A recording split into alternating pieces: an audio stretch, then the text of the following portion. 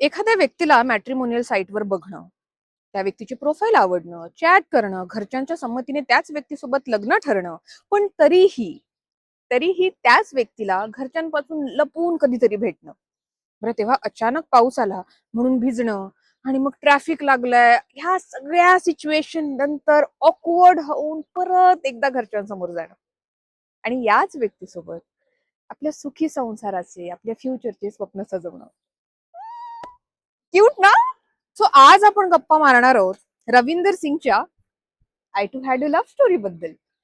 ही गोष्ट आहे रावीन आणि खुशीची. आणि जसं मी तुम्हाला म्हणाले की हे दोघं मॅट्रिमोनियल साईटवर भेटतात आणि त्यांचे इतके क्यूट आणि गोड मेसेजेस, ईमेल रविंदर सिंगने इतक्या क्यूट पद्धतीने लिहिले आहेत ना की आपल्या पोटात बटरफ्लाईज येतात.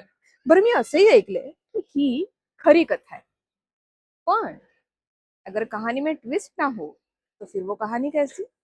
बरं, या पुस्तकाचा एक फोटो काढून मी इंस्टाग्रामला स्टोरीवर ठेवला होता, तेव्हा माझ्या एका मित्राचा मेसेज आला की भाई बहुत रोएगी तू ये पढ़ के. आय वॉज लाईक की नाही, क्यूट लव्ह स्टोरी आहे, का रडेन मी. दिल तोड दिया इस स्टोरीने मेरा. बरं, मला या पुस्तकातली सगळ्यात जास्त आवडलेली गोष्ट म्हणजे या दोन्ही कॅरेक्टरला आपण इतक्या डीपली कनेक्ट होऊ शकतो, इतक्या खोलवर रुततात ते दोन्ही कॅरेक्टर.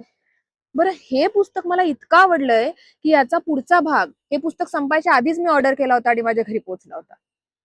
तुम्ही सुद्धा हे पुस्तक नक्की वाचा, तुम्हालाही खूप आवडेल. आणि याच्या पुढच्या भागाचा रिव्ह्यू मी साधारण 3 आठवड्यांनी टाकते, म्हणजे हे पुस्तक वाचायला तुम्हाला वेळ मिळेल. आणि या पुस्तकाची लिंक मी आणि माझं पुस्तक या स्टोरी हायलाइट मध्ये. थँक्यू.